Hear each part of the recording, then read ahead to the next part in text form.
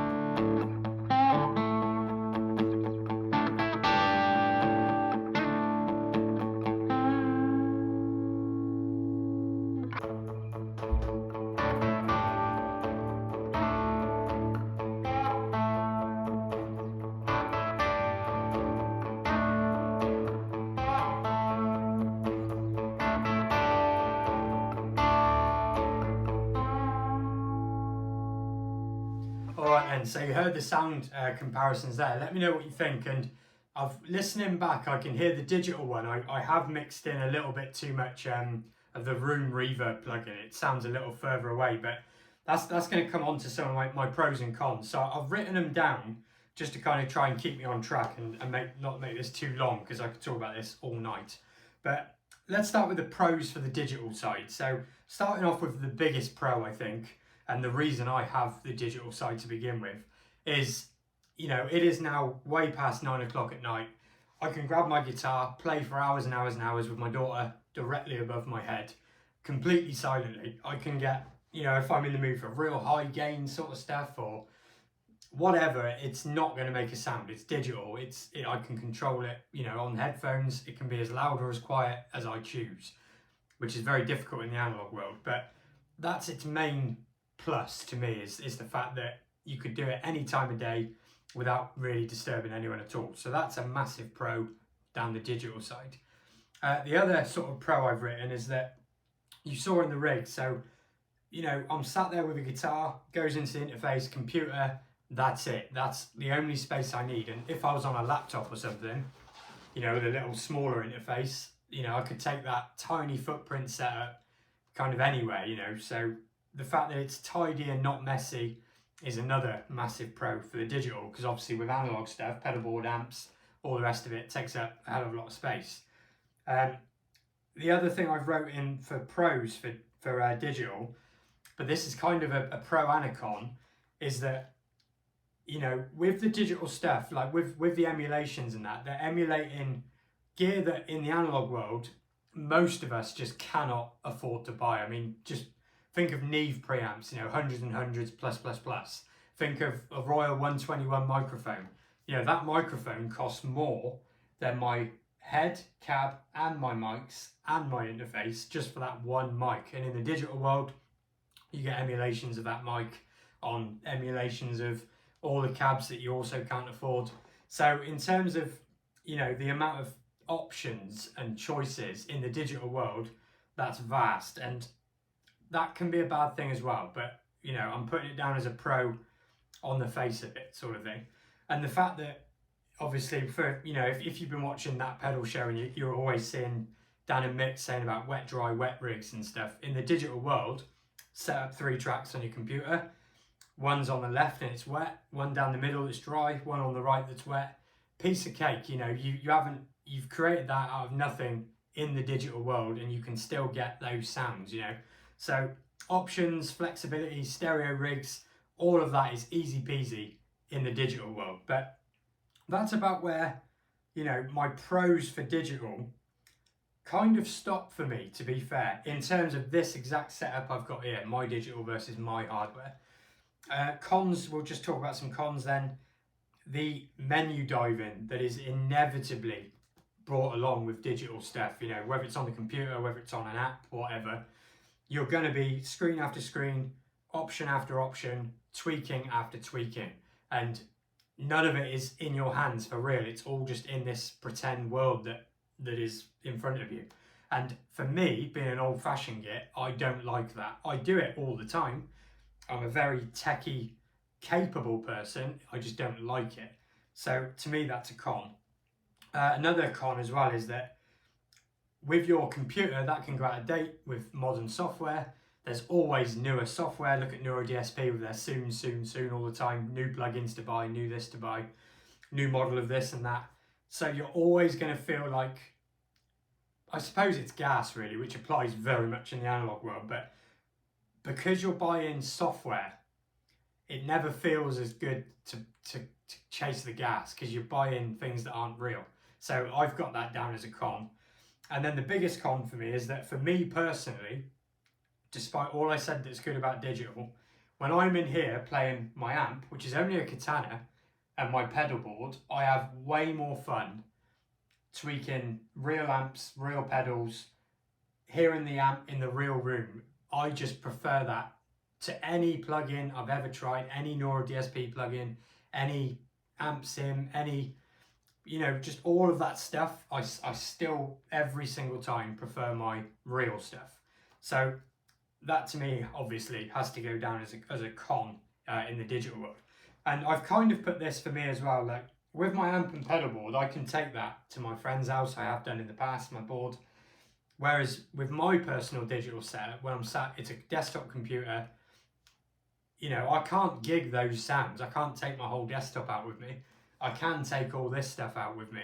And part of the reason I have this setup is because I do plan and hope to be able to go back to gigging at some point. So it's nice to know I've got it. But obviously, if you're on a laptop and stuff, that's not really, you know, completely black and white, because that is very portable. And there are products, you know, we'll come back to products that I haven't mentioned in this video in a minute. So talking about the pros and cons of the analog world then, let's start with the cons of analog. And that's that with analog, I mentioned my amp is a Katana. Is that because I think the Katana is the best amp in the world? Definitely not. I would love a Plexi, I would love an AC30, I would love an SLO30. It goes on and on and on. There are amplifiers that I would love to own, even Princeton's and stuff, you know, that are classed as small little amps. But in a house, at home, you're just not, you can't use them. They're too loud. I've learned it the hard way. I've bought amps that are too loud, and probably going to make that mistake again at some point. But, you know, everything's a compromise. That's my point. Like the Katana is a compromise. That's an amp that does tones 75% as good as any amp, I think, which is pretty good. You know, 75% there. You know, it's 25% room for improvement, but, you know, 75% at any volume. And it's a compromise, you know, that amp I can use at any volume with my board, with really any tone I kind of want, but it is a compromise. The other con, of course, with analog is that this is a small room, and a lot of people are in small rooms like this, and my amp and board alone take up more space than my entire computer, and you know, and it's messy. There's cables everywhere. It's a pain to move and clean behind. You know, it's messy and annoying, but you deal with it. But that's a con of analog stuff. The other thing I've put as well is that I think, even though I'm about to move on to costings, and in my example it's actually cheaper to go digital, but I would say that really, if you start chasing the amp and pedal world, you're gonna spend more money than you would in the digital world. I think that's a pretty fair thing to say. But you know, pros, like I already mentioned, it's more gig ready. I much prefer the sound of it. I prefer using it. I prefer the tactility of actual hardware in front of you. I've also wrote down that it's a better investment, and the reason why is because when you're spending money on software, you're throwing money into the pretend world. You know, do you even own the software? You know, it's licensed. They could take it off you, and you get nothing through the post. You know, you can click something you couldn't click before. Whereas when you buy gear, it has a value. It's real. You can trade it. If I buy used a lot and I trade and stuff, and with good music equipment, it's a very, very safe place to have your money. That goes for amps, guitars, pedals, mics. In general, if you buy right, it's a way safer place for your money to be than in the digital world, or even on digital hardware like a Tone X or, you know, Kempers, all that sort of stuff. So I'll put that down as a pro for the analog side as well. So I could talk a lot more on that, but in the interest of time, let's move it down to the comments and you let me know your thoughts, whether you're new to this or especially if you've gone down this rabbit hole for years and years and years yourself. So costing wise, I've wrote down some costings. This is difficult because, you know, you might already have a PC, therefore you're not factoring in the cost of a PC. You could buy new, used, boutique, budget. So it's tough to give prices to someone who's just starting out. But I've put down that for about £1,000 in the digital world from scratch, in 2024, you will get everything you need and of pretty good quality. I've broke that down to 500 quid on a computer. That should buy you a good enough computer. Won't be the best computer, but it should be good enough. An interface, 100 quid, that'll get you a plenty good enough interface for just you on your own, maybe even you and a mate, be fine. Software wise, I've put 200 down because, again, you can get free software, but let's just assume you're going with Logic and a Nora DSP plugin. you're over £200 already. So £200 on average, but of course you could get free software. And then I've allocated another £100 for something that you can monitor yourself with, whether that's nice headphones. I use, these are the best ones I've ever used there, DT77 something Pro X's. Not the more common open back ones you see. These are, I've had loads of headphones and these are the best ones, but yeah, so roughly £100 for just some good headphones or half decent monitors. So around about £1,000. So in the analog world, you could absolutely come in under that very, very easily. You know, if I go like for like with mine, let's say you want a board that does your overdrives, a couple of different flavors, your delays, your modulations, and your reverbs for about £400. And I've based that on my Nuix pedal board vid, where we looked at my board versus a Nuix build, and there was nothing wrong with that board whatsoever. And all summed up, that was around about £400. So I've put £400 for a full board, and an amp like the Katana you can get for around £300, easy peasy. So that's only 700 quid, and you've got all your effects, you've got your amp and everything, you know. So in that very niche, very specific costing way up, the analog real world will be cheaper, but I promise you it won't be in the long run. It just won't. And that kind of then takes me then to things we haven't discussed in this video. So what about a Kemper? Very dry throat. What about a Kemper? What about a Quad Cortex? All of these things. And I have never owned a Kemper, a Helix, a Quad Cortex yet. I just haven't ever owned them. So I don't really feel, you know, qualified to kind of talk about them. But they're an entirely separate kind of thing to consider, because then they're kind of taking everything I said about the digital, you know, the fact that it can be quiet, small footprint, blah, blah, blah.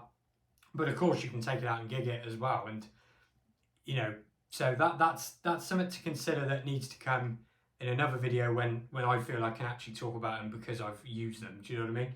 But bear them in mind. And if you have all three things, you've got a digital computer based, you've got amps and pedals, and you have Quad Cortex and that, drop some input in the comments, because I'm sure it will be valued by people coming here looking for advice on this sort of stuff.